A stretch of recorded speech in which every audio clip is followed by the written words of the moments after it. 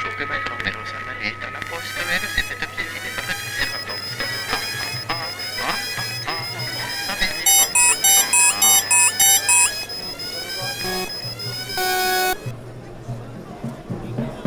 Ladies and gentlemen,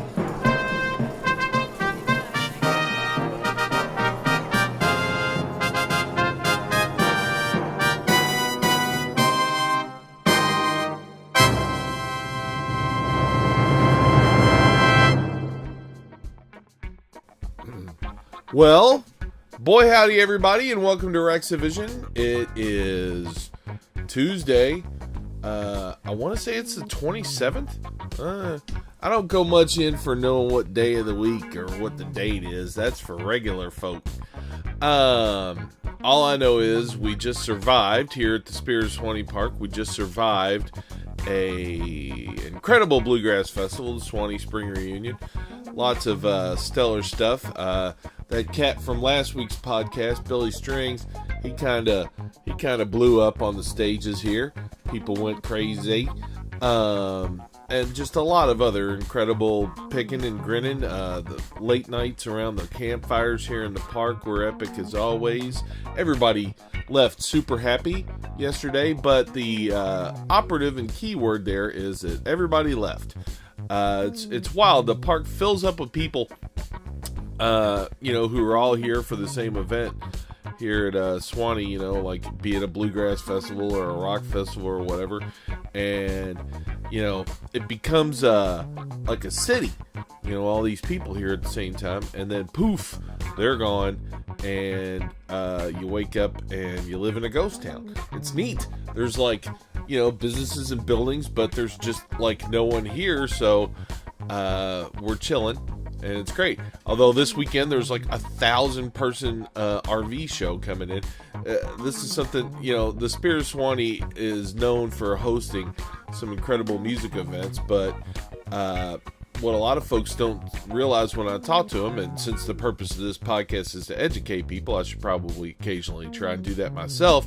What a lot of folks don't realize about the park is it's open, year round, and there's huge events here that have nothing to do with music. I believe this weekend, as I said, there's 1,000-person RV show and a giant wedding, multiple hundreds of people. The Spirit of Swanee Park has, a beach down at the Swanee River, and it's the Alkaline River, so it's a white sand beach with a wine-colored water. It's just gorgeous. It's we've got all this camping and cabins and horse trails and just all kinds of craziness. Plus, every Thursday there's a spot-on Elvis impersonator in the cafe, leading the local folks in a hilarious evening of karaoke. It has to be seen to be believed. They don't do the Elvis karaoke during the festivals because we've got actual bands here and stuff. But yeah, if you're ever here in advance of a Thursday of a festival or something and the karaoke is going on, that shit is not to be missed. It is awesome. Who doesn't love karaoke?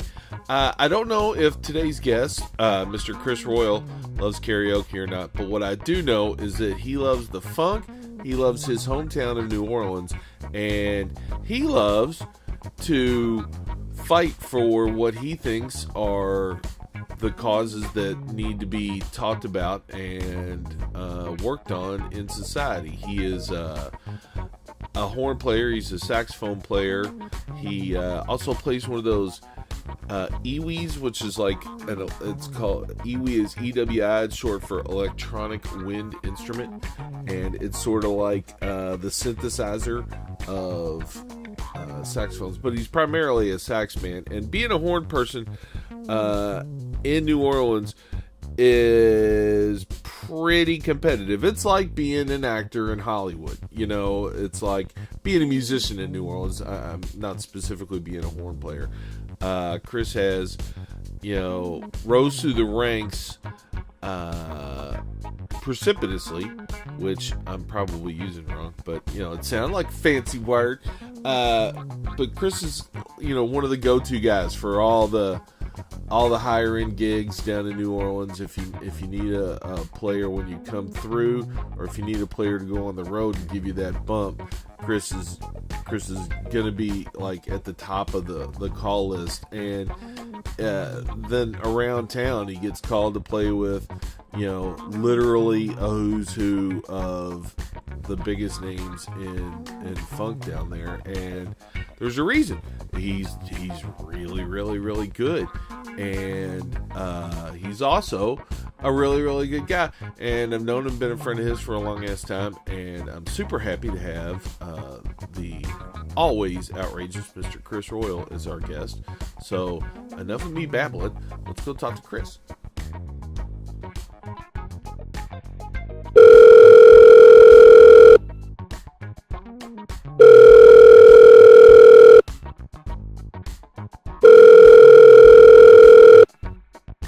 I'm going to count you out at 5, 4. Boy, howdy, everybody. Welcome to Rexivision. We are here with a phenomenal sax player, an outspoken advocate for logic and some fairly good causes, and also a stellar guy. I make everybody introduce themselves. So you are... Hi, everybody. My name is Khris Royal from New Orleans, Louisiana. Okay. Let's just dive right into the city stuff since you threw out the New Orleans thing. Your city's getting ready to get invaded, brother. Are you ready? It's getting what? It's getting ready to get invaded. Oh, really? Who's invading New Orleans this time? I think it's music fans from around the world. That's what's up. For a little... Year again. Yeah, y'all throw New Orleans... if you could say one thing consistently about the city, they throw a mean party, and you're getting ready to throw your biggest one here in a few weeks, right? Yeah, and it never stops down here. I mean, how do you sleep? I don't. I've wondered about that. Non-stop. So, okay, specifically, I know some musicians who just literally give up sleep for the say the 10 to 12 days of Jazz Fest. How many gigs are you going to work during Jazz Fest? Right now I'm up around 20. Jesus. Okay, so that's like, for the record, that's more gigs than days, right? Right, exactly. So, I mean, clearly, you're going to have to double up, maybe triple up once or twice, right? Yeah, man, it's rough, especially on the weekend, because a lot of times, we have gigs at 10 o'clock, then we have a gig at like 2 o'clock or 3 o'clock that ends at like 6 o'clock in the morning. And then a lot of times I have to go right back out to the festival for sound check and another gig. And that could go on, for both weekends nonstop. So it's rough out here, man. Now, I'll say this, just knowing you like I do, you're in rather solid physical shape. You clearly hit the gym more than once a week. Is that about right? Yeah, I work out a little bit. So, maybe do you view that time in the gym as less keeping healthy and more just training for your job? Yeah, I guess you could look at it that way. Definitely. I mean, yeah, you're one of the few musicians who has to stay in top shape just because you got to be up all freaking night. Yeah, exactly. So, is that on non-fest weeks, it's not that bad, is it? You're not, 2 and 3 a night? This time of year, it can kind of be like that because we have other festivals going on right now. Like this weekend is Buku Fest. Yep. So I have multiple gigs on a few of these nights coming up this week. But I look at that as kind of like training for Jazz Fest. We have Buku Fest, and then in a couple of weeks we have First Quarter Fest, where a lot of us are running around. Not as busy as Jazz Fest, but it's good. It's a good lead up to Jazz Fest. So, one of the things I try and do with this podcast is I try and I get asked. I write and do a lot of interviews and stuff, and I get a lot of folks asking me questions like, what does this musician say, or what does this person think, or whatever. So I try and use these as sort of not just educational tools, but sort of an archive thing. And I would say that you're kind of an authority on something I really enjoy. It's the sit-in. Would you would you would you agree to that? That you're kind of an authority on that? I mean, if you say so, I guess. I don't know, man.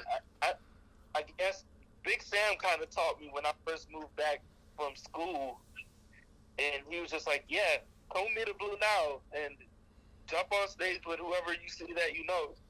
So I just kind of followed that. But it kind of evolved into something else. So I don't know if you remember at Bear Creek a few years back, me and Roosevelt had this bet to see who would sit in with the most bands over the weekend, and they actually had it up on the board. You know, they were keeping tally for us. I do remember that, but I do not remember who won. Who pulled that out? I don't remember either, dude. I can't remember. Well, you know what? That sounds like you and me were doing Bear Creek right. Yeah, it was a long time ago.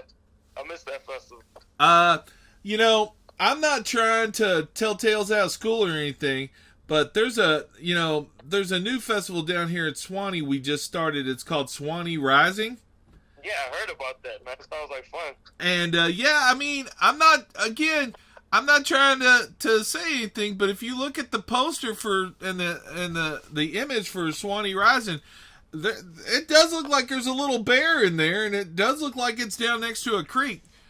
Yeah, it definitely reminded me of the Bear Creek Fest when I saw the lineup. I mean, and again, last but not least, in the not trying to tell tales out of school thing, I wouldn't be surprised if, say, this first year was a little bit smaller, but say next year certainly looked like something a lot more familiar to everybody. So yeah, I would like to make my way out there next year. I miss that place, man. We miss you out here, brother. I mean, we got to get you back. Yeah, for sure. Okay.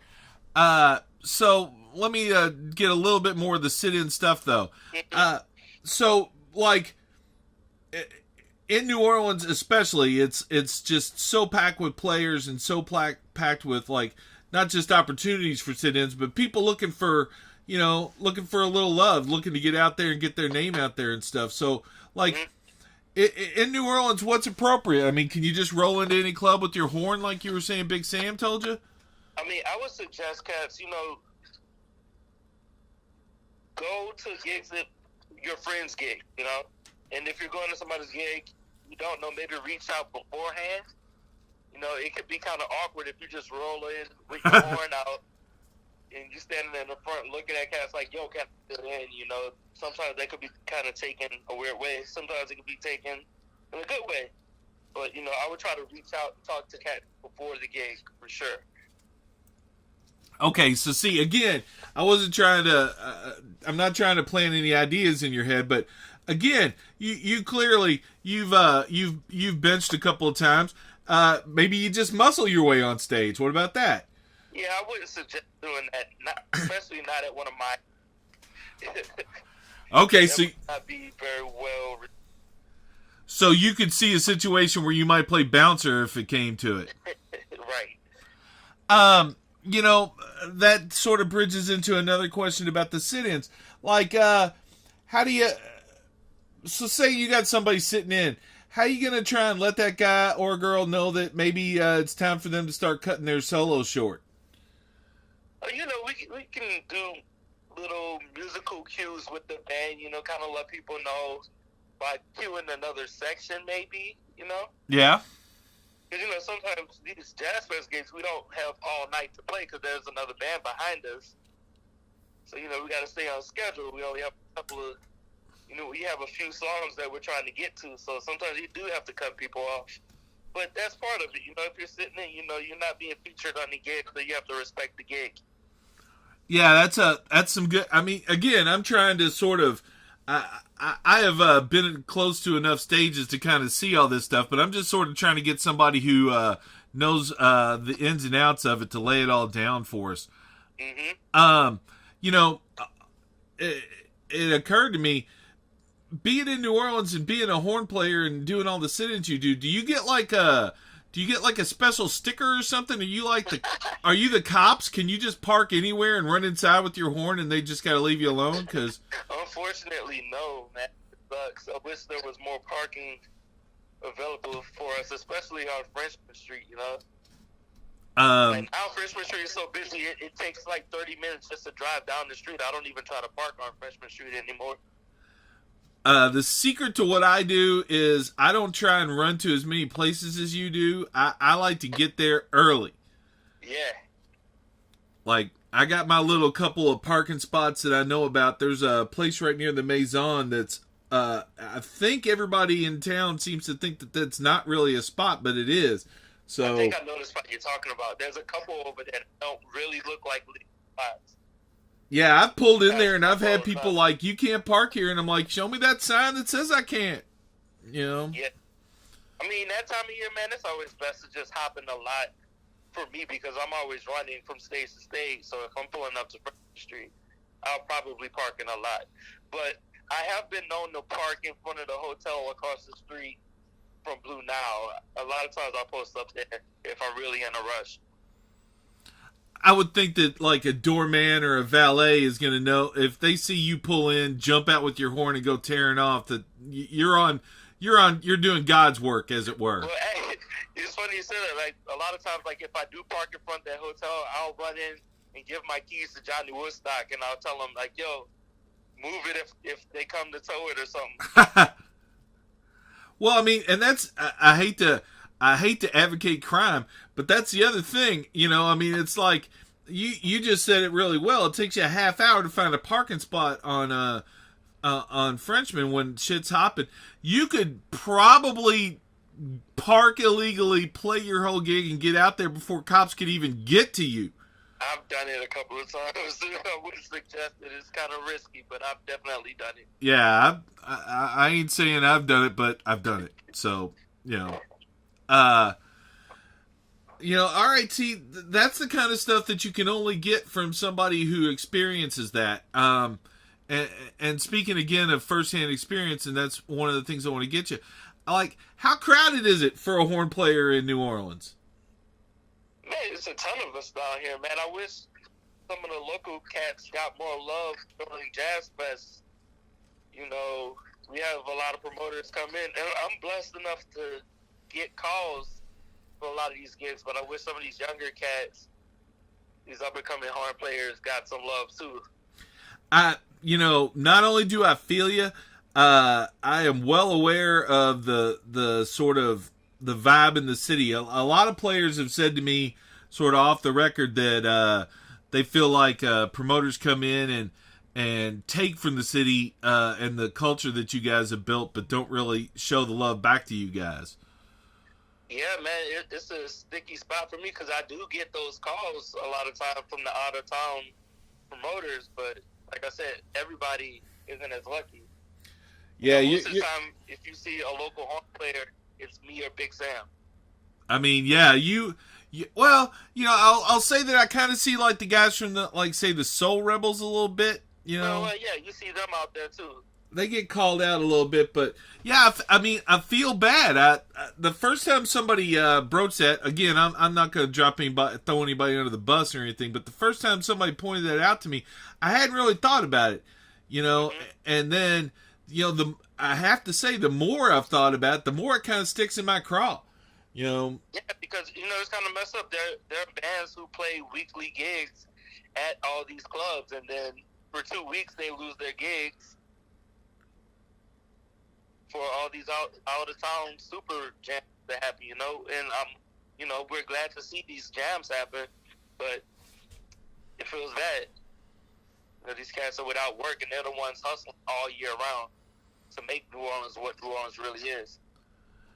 Now, like you said, you actually do get the calls, and like it or not, you've kind of gotten sort of the I don't want to say superstar status out of the deal, but you're certainly like the first name a lot of folks are going to think of when they think of horn players from out of the city. What's that like, being recognized as one of the top dogs from, as you were mentioning, a really tough fight to get that status? Man, I'm just thankful. Like, my friends from out of town remember me and think of me when they come to town and they're putting together bands. You know. I'm honored. You don't just go with their other friends from New York and from Denver. You know.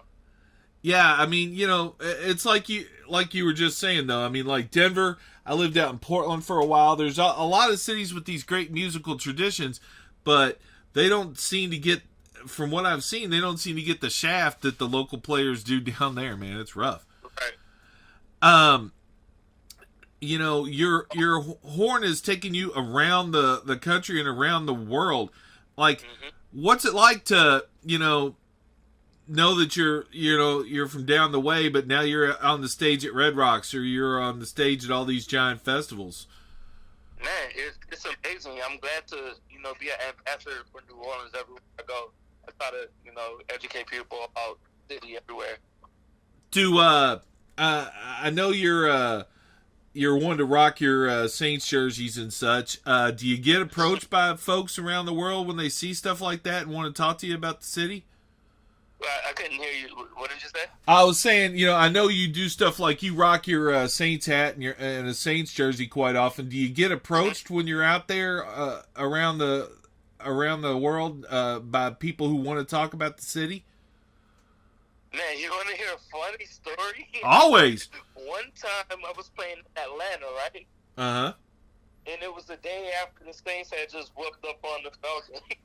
Oh, okay. So, like, I get done with a solo, and then I take off my Saints hat, and I start waving it in their face, and everybody in the room we were at the Tabernacle, and everybody started booing. And the lead singer for Rebelution, we're on our in-ear, so we can't really hear everything, but he heard that they were booing, and he looked, and he was so scared and freaked out.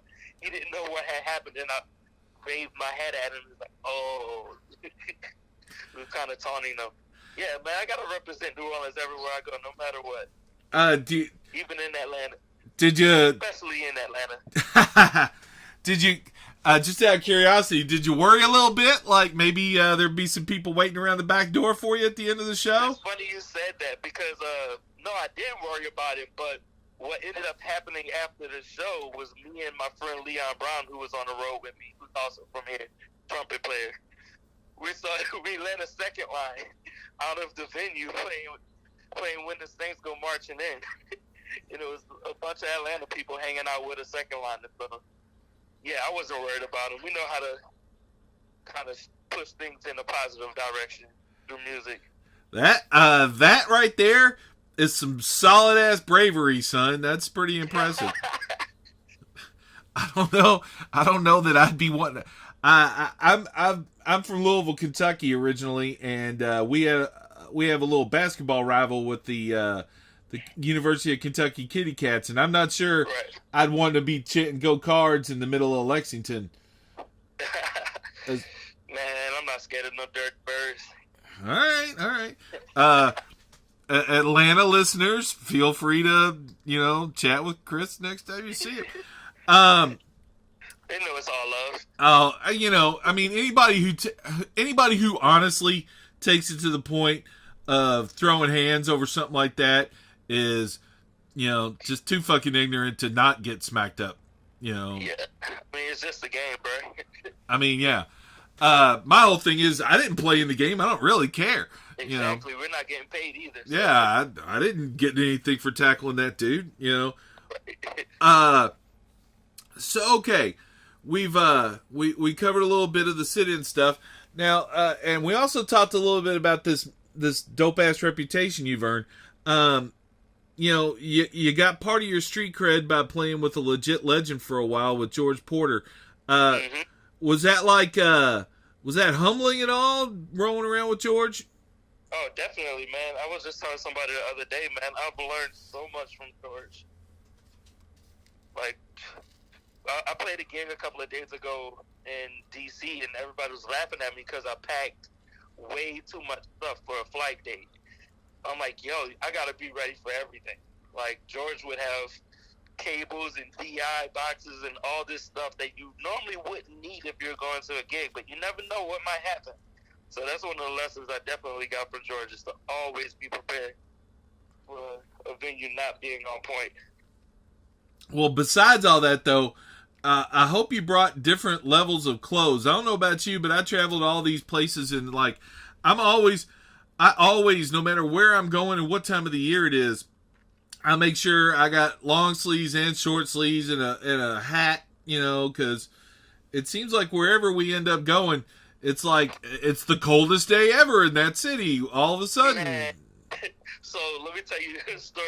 The first flight gig that me and Terrence did with George, we actually went up to Baltimore, right? Yep. So we leave New Orleans and it's like 83 degrees. We get to Baltimore, it's snowing, and neither one of us remembered to bring a jacket or anything like that. So we're like walking up the street to get something to eat in short sleeve shirts and jeans, freezing our butts off. So yeah, we learned that lesson the hard way. Was George there kind of chuckling at you young guys? Yeah, of course. George be pulling out layers out of nowhere. Pardon? I said, he was like, well, I bet you won't forget your jacket and your hat next time. See, that's one of the great lessons. This is what I want to do. I want to teach people. So, all right. You said you learned a lot from George. Can you give us any examples of what you've learned besides, like, be prepared? I mean, there's a lot of like behind the scenes, stuff as far as like carrying. Nobody wants to hear about this, but carrying extra tech writers. Like a printout of your input list, because a lot of times venues forget to. Things get lost in emails, so you'll get to the venue and people won't know how to set up the stage for you. Little small things like that he's learned over the years. And also from a lot of people didn't know, George was running the stage at Jazz Fest. He was doing production. So he knows that aspect of it as well as, being on stage. So he has a lot of insight in that type of stuff. See, I appreciate that, and I wanna kind of vaguely disagree with you. I think people do want to know this kind of stuff. I get asked this kind of stuff all the damn time. Oh wow! I had not specifically should I carry an extra copy of my stage rider, but I had a house sound guy on yesterday from a club in Lexington called Cosmic Charlie's, and I believe I've actually seen you and George play there. But, he talked about, like, I asked him what he wants from bands that are coming to visit. And see, now I got you on, like, the very next day, and I'm asking you, what do you need from the club? See, I think that there's some folks out there who, this world's interesting. The point of the podcast is, like, I wanted to bring all the cool people I've met and have you guys share all the cool shit I've learned. So, this is another thing. You've played with all these people. Now, you got your own band down there, right? Dark Matter. Mm-hmm. Khris Royal and Dark Matter. So, you're getting ready, if I remember correctly, I could be wrong here, you're putting together a new joint, right? Yeah, I actually just got the masters today for Dark Matter 2, my second album. So here's a question I got. You're in a city that's full of musicians. You're friends with everybody. You sit in with everybody. So, like, do you try and hide the fact that you're recording a new album because you're going to get deluged by people who want to sit in and come in and play? No, not at all. I just invited everybody over to come play on it. Like, I got Big Sam, I got Eric Bloom, Nigel Hall, Doug Wimbers, like, whoever is around that wants to be a part is playing the part. My little brother John Michael Bradford playing trumpet on a few tracks. That's the kind of spirit I like. I mean, you guys share the love if you get the love. Yeah, exactly. I just, like I was trying to say though, I understand, and I know you as a person. You're definitely the kind of person who wants to share if you get a chance to break off some slots for folks, you're going to take it. But you just know so many people. Like, what do you do if 45 trumpet players show up and be like, hey, can we get in on this? It's like, how do you fit them all in? Trumpet Mafia might be on the track then. That's how that goes. Sweet. I would like to hear a song with 45 trumpet players besides yourself. Yo, you should look up Trumpet Mafia. It's my friend Ashton Parker has a band. It's literally 45 trumpet players. That's And you'll see them at Jazz Fest, and there'll be cats like Maurice Brown and Nicholas Payton and Cornell Newton, all types of cats. oh man, So that's actually a thing.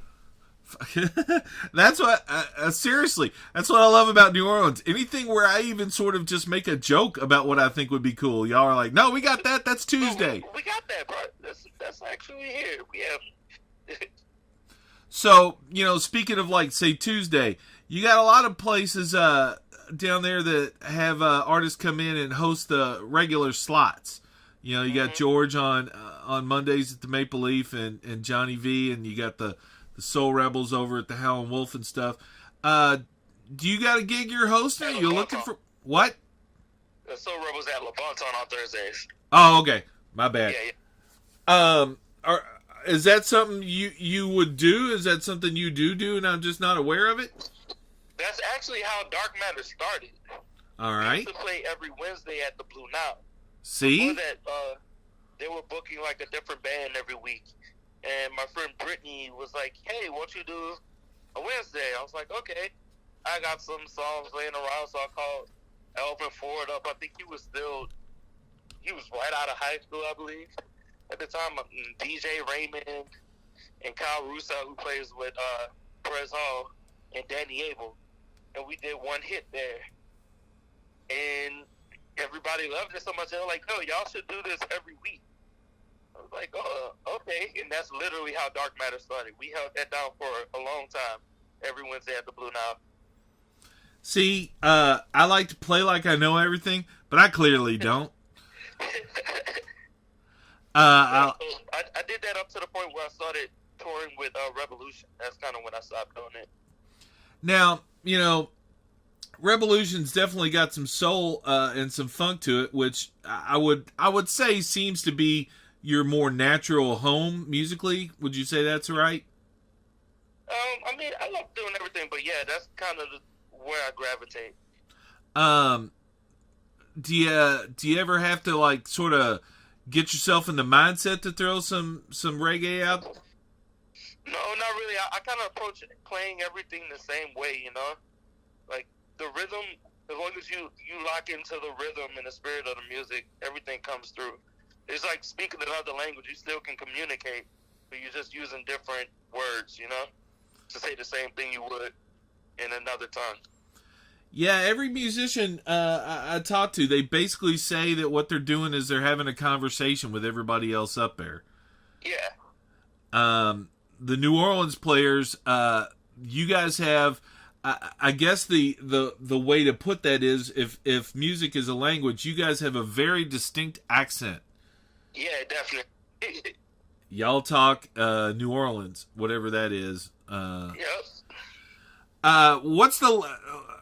I love things like stats. Like, what do you think the most you've played in a day is, just hopping from show to show? Man. Let's see. There was one time where I played 3 times at Jazz Fest, and I could have done like maybe 3 gigs that night, maybe 6 or 7 in a 24-hour period. Woo. Well, I would hope that's keeping your bank account nice and fat. Yeah. But, that's not why I'm doing it, I just love to play. It makes me so happy to be able to play with my friends from all over the world, like friends that I went to Berkeley with, friends that I went to elementary school with, all up on stage at the same time. Friends from high school. We're all here at the same time making music. That's what really keeps me going. Yeah, I never ever really thought of you as a guy who was in it for the cash, but it's got to help just to keep that dream going, I mean, if you're in it for the cash doing this, playing music, you're in the wrong business, man. Hell yeah. Any creative thing, if you let anything but the passion for the actual moment, the creation, if you let anything supersede that, you're slipping. Yeah. If you do it for the right reason, everything else will fall in line. Okay, I got a little note here because you and I share like I'm guessing a little bit of a problem. you spell your name a little bit differently than most folks. Yeah. I have a last name that everybody wants to add a P to. Have you been fighting that your whole life, spelling that first name? Yeah, I mean, people are starting to get it now, but yeah, Khris with a KH. Yeah. It's funny, man. People will be on Facebook or on Instagram commenting on something, and they'll still spell it wrong. I'm like, dude, you're looking at my face and my name right now. Like, how did you mess that up? You know, I don't want to. I generally try not to make myself look like I don't know what I'm doing, but I will admit there's been more than once where it's like I've been tired. Maybe I got a little bit of a buzz, and I wanted to look up what you were up to, and I was like, why can't I find him on my? I know I'm a Facebook friend with him. Oh yeah, it's the K. KH. Terrence Higgins made a post about that the other day. Terrence Higgins, the Groove Guardian himself. That cat's on my list of people I want to get on the podcast for too long. He's you just did it. You mixed him up with Terrence Houston. Oh, see, goddamn! All you need to have. I want to say one thing. Y'all need to agree that there can only be one person per name per instrument down there. Yeah, there's too many. There's too many of us. It's not gonna work. And yeah, I was. One of the things that came up in that thread was how people have called the wrong Terrence for gigs and been like, "Oh well, you're still killing," so that worked out. Oh man, I wonder what the over under is on that. I wonder who's doing better out of that mix up. I don't know. I'll have to ask him. And see, I certainly didn't mean that. And the worst part is I'm actually kind of sober right now. So, kind of. Well, you know me. I don't know that I'm ever completely sober, even if I haven't done anything. I'm just kind of permanently bent. It's just how it works. If you don't mind, you were talking about how you play 3 times a day during Jazz Fest, and a lot of folks might not, really realize what you're doing. You're not only running from stage to stage, but you're running from like legendary band to legendary band, right? Sometimes, not always. I mean, I'm not trying to make it out like you're getting carried around on a litter built out of diamonds or anything, but Can you walk us through like some of the big names and some of the regular names that you get to play with during Jazz Fest? Like who you sitting in with this year? Oh man, it's a lot. I actually need to look at it to really remember. But some of the gigs that I'm looking forward to is I think it's May 5th. I'll be at Maple Leaf all night. I'll be there with Nikki Gillespie and the homies, and then after that, late night, I'll be playing keys with Baby Jesus for the peasant party. That's gonna be a one. For which party? For Eric Gomes, his Baby Jesus' peasant party. Oh yeah, I'm coming to that. It's like electronic jam. It's really fun. Yeah, I got that on my little to-do list. So. Yeah. But the show I'm really, really looking forward to is my CD release on the 27th. Oh, hell yeah. I mean, and what a great time to do it. Clearly that was your plan, but yeah. So where's that party going to be? That's going to be at Gasa April 27th. I'm assuming that's already like sold out 7 months ago? No, it actually just went on sale yesterday, so get the tickets now. Oh, hell yeah. I will definitely put a link to those tickets and to your website and everything in the post stuff, because I don't know if I'm making my point clear enough, and I'm trying, folks, but there are certain things I say, like if you go down to New Orleans to see some music and you don't see, say, if you don't see George Porter play, you don't see Johnny Vodakovich play, and you don't see Khris Royal play, you're kind of doing it wrong. Oh, yeah. It's like what you were saying and what we were talking about the hometown sound and the hometown players. You guys, I don't know if it's something in the water or what it is down there, but you breed special players like way above the national average. Yeah, man, it's a special place down here, man. Mentioned social media. You are without a doubt one of my favorite social media followers, because thanks. You don't come even close to faking anything. You keep it so real, it's almost painful. Somebody has to do it.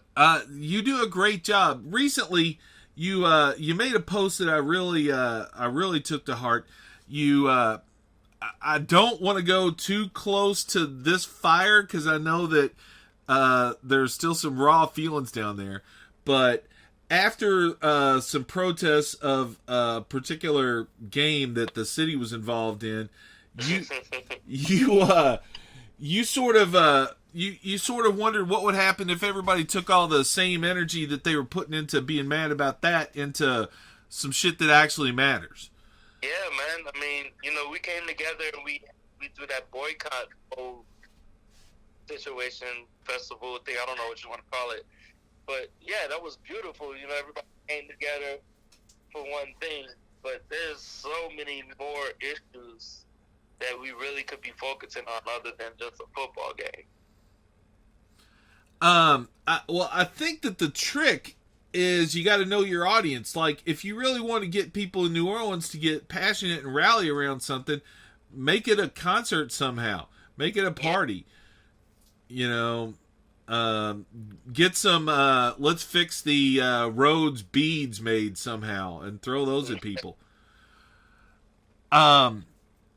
Okay, so I want to get into some sort of a little bit of a bigger picture thing here.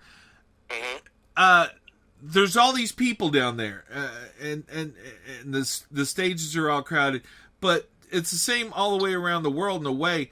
There's a lot that's already been done. How tough is it to make something original when there's so much gone before you? Man, you kind of just answered the question, man. You got to learn everything that's happened before you. You can't just get out here and say, oh, I'm going to do something different. You got to know everything that's happened to find your own lane, So, when I first started the band, my manager was asking me, before I recorded the first record, he was like, what do you want to sound like? What do you want to be like? I was like, I don't know what I want to sound like. All I know is what I don't want to sound like. I like that. So we kind of worked it backwards from there, So you kind of what it sounds like you're saying to me is that you sort of you got to be a student of the game if you want to play. Yeah, you got to check out as much music as possible, I like that. This is sort of one of the sort of the last big picture-y questions here.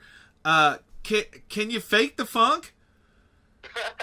No, you cannot fake the funk. All right, because you're born with the funk. I've heard some folks say that you could actually fake the funk. Nah, you can't fake the funk.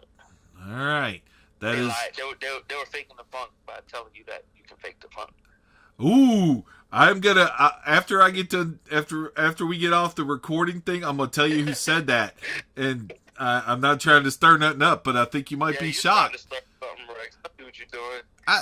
Well, if I was trying to stir something up for evil's sake, I would do it on the air, and be like, oh well, so and so said you ain't right, So I'm at least not going that far. Okay, so before I let you go though, I do want to get you involved in a little something we call the lightning round.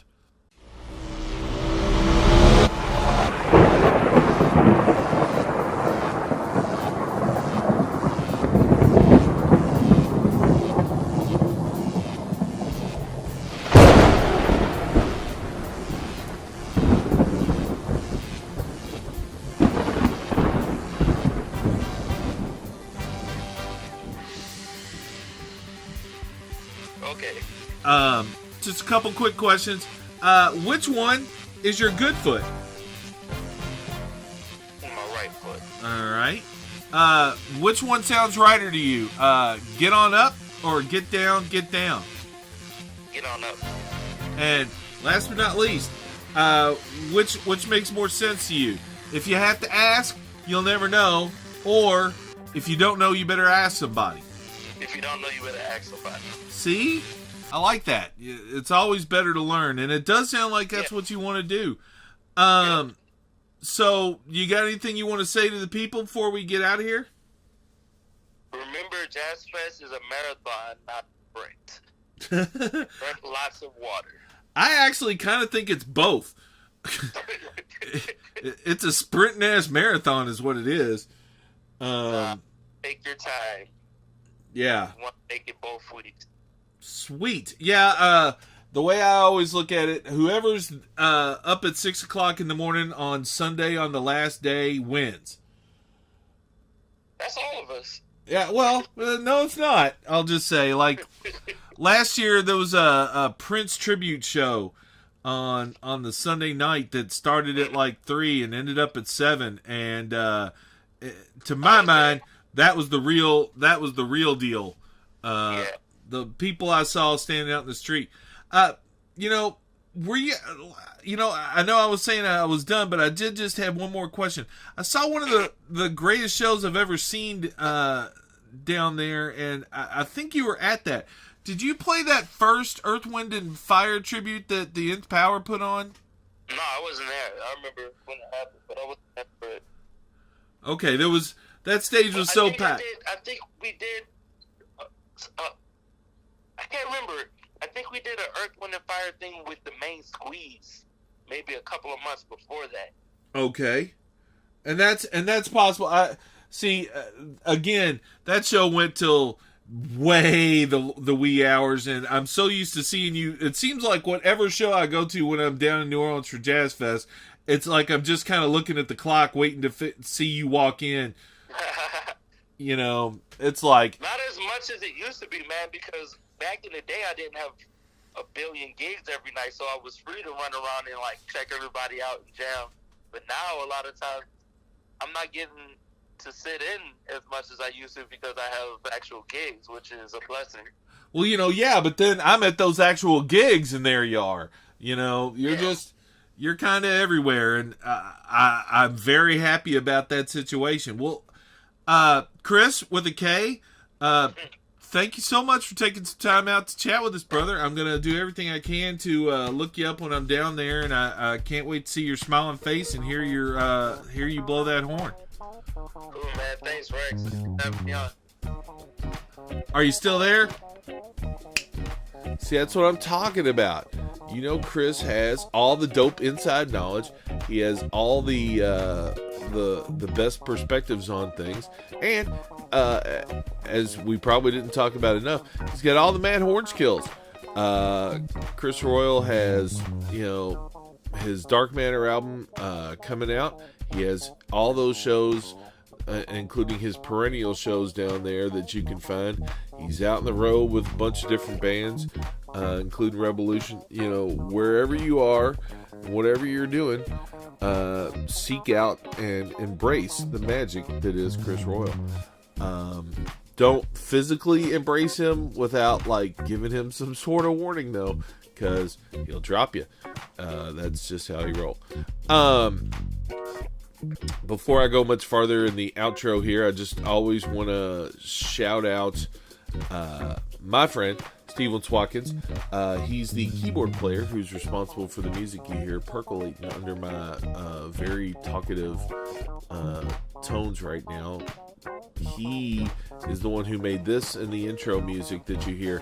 And again, I always like to stress, he didn't make the wound up, squeaky, all those little samples on top of each other part. That was my useless music producing attempt, just to put a little hype at the start of it. He made the actual funky music that you hear, which is always really good. Steve Swatkins has his band, Positive Agenda. He's going to be coming back on the podcast at the end of the week for broadcast, and a week or two after that. He has a new album coming out with them, and I believe when he comes back, he's going to be able to share his new single with us. So it'll come out the day his new album comes out. You'll be able to hear the single here on this show, because I'm trying to be what you call bona fide. You tune in, you hear an interview with a musician and their song and stuff. It's like some sort of effort was being made on my part. Trust me, it's not a lot of effort. I just am not very good at these things. Finally, this weekend here the Spirit of Swanee, we, as I mentioned in the intro, we had a festival, and I like to take just a minute at the end of every one of these podcasts to, in some way, shape, or form, to urge everyone to remember that we are all fruit of the same tree, as it were, and that we are all one, and that we are all in this together. And the Swanee Spring Reunion and all the festivals down here, but literally it's in the name, the Spring Reunion. The reason you have a reunion is to see people that you missed. I guess you could be wanting to see people that you didn't miss. I guess it could be a bad reunion, but the Spring Reunion's a good reunion. It's the good kind. And you see all these people who love each other, who only see each other once, twice, maybe 3 times a year, all here in the park. There's these groups and these families that have sprung up amongst the people over the years here in this park. This park is magic, and I talk about it a lot, and it colors my perception a little bit. I admit that when you get a steady diet of the awesomeness of Swanee, you start to expect it. It becomes part of your very fiber of being, and I think that is the kind of lesson that we could stand well to learn in the rest of the world if we give everyone around us a steady diet of love and affection. Then love and affection and caring for each other will become part of their very natures, and I can't see that as a bad thing. I don't know. I'm just some goofball hippie out here in the woods and all, but I sure wouldn't mind if the whole world loved and cared for each other. I don't know. It seems like that might be the best way to go as a species. Results may vary, but just remember, folks, we're all in this together. Thanks for listening. Tomorrow we will continue with our New Orleans themed swing with I guess the way to describe them is the New Orleans music scenes and just media scenes, just pop culture scenes, most strident lover. He might have only been there a decade, so I don't think he counts as a homer, but by God, Johnny Ray, former WWOZ disc jockey and tour aficionado. I'm gonna sneeze. I think that's my first podcast on Mike Sneeze. Will be joining us, and we got a lot more fun the rest of the week. So talk to you soon.